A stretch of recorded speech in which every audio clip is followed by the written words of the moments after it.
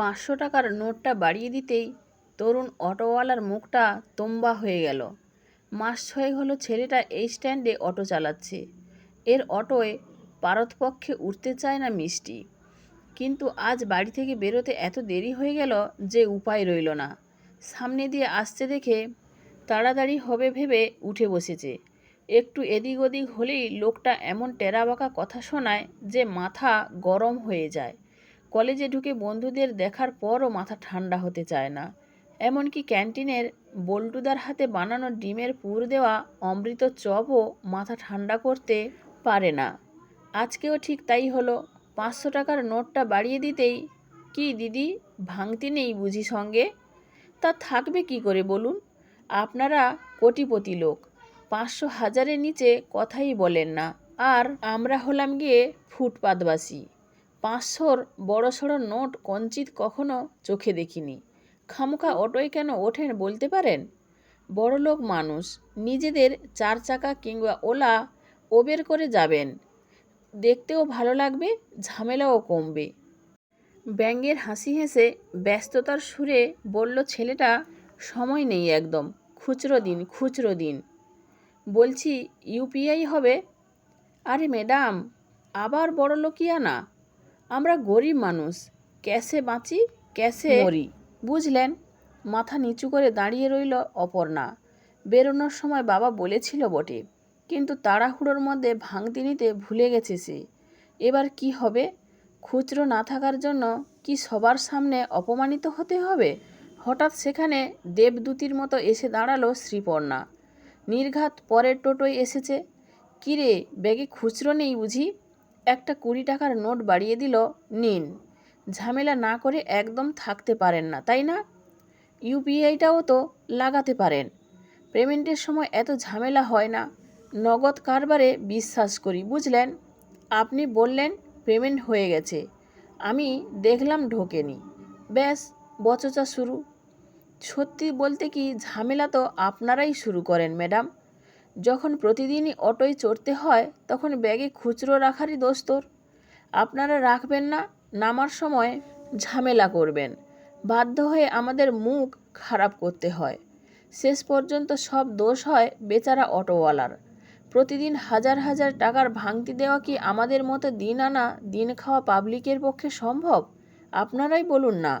কথা না বলে অপর্ণার হাত ধরে টান দিল শ্রীপর্ণা। এদের মুখে লেগে লাভ নেই রে, ছাড় তো, চল তাড়াতাড়ি। মাঝখান থেকে কলেজে ঢুকতে দেরি হয়ে যাবে। কলেজে ঢুকেও মন খারাপটা গেল না অপর্ণার। একে তো মাত্র 20 টাকার জন্য এতখানি হেনস্থা। শ্রীপর্ণা ভাগ্যিস এসে পড়েছিল তখন, নইলে যে কি হতো, সবার সামনে অপমানের অ্যাক্সেস। অটোয় বসা বাকি লোকগুলো দিব্যি মজা নিচ্ছিল।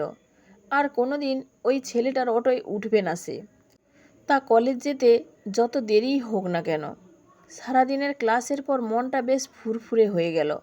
ক্যান্টিনে গোল হয়ে বসে চাউমিন আর বল্টুদার স্পেশাল অমৃত চপ খাওয়া শেষে ওরা 4-5 জন মিলে ঠিক করলো আজকে উইন্ডো শপিং মলে যাবে। লেটেস্ট মুভিটা দেখে ফুড কোর্টে খাওয়া দাওয়া সেরে একটু রাত করে বাড়ি ফিরবে। ফোনে অপর্ণা জানিয়ে দিল আজ পার্টি আছে বন্ধুদের সঙ্গে, বাড়ি ফিরতে দেরি হবে। মলে এসে মনটা পুরোপুরি ভালো হয়ে গেল অপর্ণার। কয়েকদিন বাদেই রাখি আসছে। টুকটাক কেনাকাটা, দাদার জন্য রাখি গিফট কেনার কাজটাও সেরে ফেলল মুভি দেখার পাশাপাশি। প্রথমে ভেবেছিল সবাই মিলে ফুড কোর্টে যাবে, কিন্তু নামি রেস্তোরাঁর বুফেতে স্পেশাল ডিসকাউন্ট চলছিল বলে সবাই ফাইন ডাইনিং বুফে খাওয়াই মনস্থ করল। আড্ডা গল্পে এতটাই মজে গিয়েছিল, কখন যে রাত 11টা বেজে গেছে কেউ টেরও পায়নি। আসলে বন্ধুরা একসঙ্গে মিললে তো এমনটাই হয়। মোবাইল ঘড়ির দিকে চোখ পড়তেই অপর্ণার চক্ষু স্থির। এত রাতে সে বাড়ি ফিরবে কিভাবে? বন্ধুদের থেকে বিদায় নিয়ে তাড়াতাড়ি ট্যাক্সিতে চড়ে বসে। গলির মুখে এসে খানিক দ্বিধায় পড়ে সে। পাড়ার জনা কয়েক ছেলে সান বাঁধানো চত্বরে রাতের আসর বসায়। আজ থেকে একাই ফিরতে হবে। দাদা অফিস ট্যুরে দিন দুয়েক আগে বাইরে গেছে। বাবাও আজ সকালে অফিস ট্যুরে বেরিয়েছে। মায়ের পায়ের সমস্যা, নিতে আসার কেউ নেই। একা ফেরা ছাড়া উপায় কি? ওরা যদি উল্টোপাল্টা কিছু বলে? কি করবে অপর্ণা? এই গলিটা সবসময় অন্ধকার থাকে। খানিক দূরে থাকা একটা ল্যাম্পপোস্ট থেকে আবছা আলো পড়ে। যেটুকু আলোকিত হয় ওইটুকুই ভরসা। গলি ছাড়া আর একটা পথ আছে, সেটা দিয়ে যেতে হলে অনেকটা ঘুরতে হবে তাকে। এত রাতে সেই জায়গাও কি নিরাপদ হবে? কে তা জানে। তার চেয়ে এই জায়গাটা অন্তত চেনা। রোজ এখান দিয়েই সে যাতায়াত করে। বুকের মধ্যে ঢিপ ঢিপ শব্দ বাড়ছে। বাইরে থেকেই যেন সে স্পষ্ট লাবডুব শব্দ শুনতে পাচ্ছে। কয়েক মুহূর্ত দাঁড়িয়ে মন স্থির করে গলি দিয়ে খানিকটা এগোতেই ছেলেগুলোর মধ্যে একজন হেড়ে গলায় গেয়ে উঠল, ঝুম্মা চুম্মা দে দে দে। আর একজন বলল, শুধু চুম্মাতে হবে? সঙ্গে আরও কিছু পেলেও মন্দ হয় না। ফিগার তো একদম শ্রীদেবী। সিটিয়ে গেল অপর্ণা। বোধহয় আজ আর নিস্তার নেই। নিজের উপর রাগ হতে লাগলো তার। কেন যে মরতে মলে গেল সে? গেলই যদি, এত রাত করলো কেন? হঠাৎই অন্ধকার ফুঁড়ে একটা চেহারা এগিয়ে এলো। ভয় পাবেন না, ভয় পেলে এরা পেয়ে বসবে। আমাদের মা বোনেদের ইজ্জত রক্ষার দায়িত্ব আমাদেরই নিতে হবে। মেয়েরা অবলা নয়, তাই উল্টোপাল্টা কিছু বলার আগে ভেবে বলবি। কে রে তুই? বেপাড়ার মস্তান বুঝি? এই পাড়ায় এসেছিস কেন হিরো সাজতে? এখানে আমাদের কথাই চলে। 3-4টে ছেলে হাতের তাস ফেলে মারমুখী ভঙ্গিতে এগিয়ে এলো। এগিয়ে যাও, কোনো ভয় নেই, ছেলেটা আবার বলে উঠল। এগিয়ে যাও বললেই কি আর এগিয়ে যাওয়া যায়? খানিক এগিয়ে স্থির হয়ে দাঁড়িয়ে রইল অপর্ণা। আবছা আলোয় দেখল কত্থুকে যেন ছেলেটার হাতে লোহার তৈরি মোটা চেন এসে গেছে। বন বন করে সেটাকে ঘোরাচ্ছে মাথার উপর। কারোর গায়ে লাগলে আর দেখতে হবে না। হাত পা জখম হয়ে ওখানেই পড়ে থাকবে। কয়েক সেকেন্ড অপেক্ষা করলো ছেলেগুলো, কিন্তু থামার কোনো সম্ভাবনা নেই দেখে ভয় পেয়ে উল্টো দিকে দৌড় দিল। প্রাণের মায়া কার নেই। যেতে যেতে ও শাসাতে লাগলো, দেখে নেবে বলে। রাখি পূর্ণিমা উপলক্ষে দাদার জন্য দামি একটা রাখি কিনেছিল মল থেকে। সেটা হাতে নিয়ে এগিয়ে গেল লোহার চেন হাতে স্ট্যাচুর ভঙ্গিতে দাঁড়িয়ে থাকা একরোখা ছেলেটার দিকে।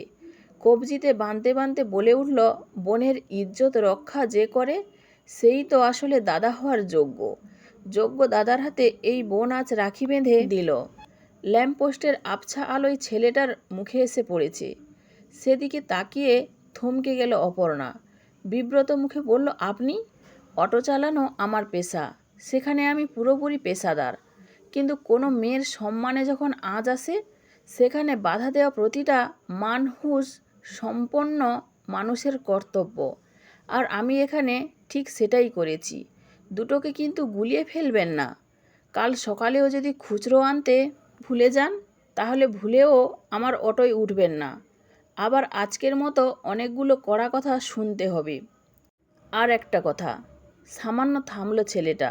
নিজেকে বাঁচানোর জন্য শক্তিশালী হয়ে উঠুন। আত্মরক্ষার শস্ত্র রাখুন সঙ্গে। ত্রাতার খোঁজ মেলে না সব সময়, তাই নিজেই নিজে ত্রাতা হয়ে ওঠার চেষ্টা করুন। হাসল অপর্ণা। ভারী মিষ্টি সে হাসি। আপনার উপদেশ মনে রাখার চেষ্টা করব। কিন্তু প্রতি বছর এই পাতানো বোনটার বাড়িতে দাদা যদি রাখি না নিতে আসে, পরের দিন অটো স্ট্যান্ডে ধুমধুমার বেঁধে যাবে। মনে রাখবেন, আজ থেকে আমার একটা নয়, দুটো দাদা। এগিয়ে এসে বদরাগী ছেলেটা অপর্ণার মাথায় হাত রাখল। কেন যে বেয়াড়া জলটা এখনও চোখে আসে। সদ্য পাওয়া দাদার বুকে মাথা রেখে নিশ্চিন্ত অপর্ণা নতুন করে রাখি বন্ধনের প্রকৃত অর্থ অনুধাবন করতে পারল।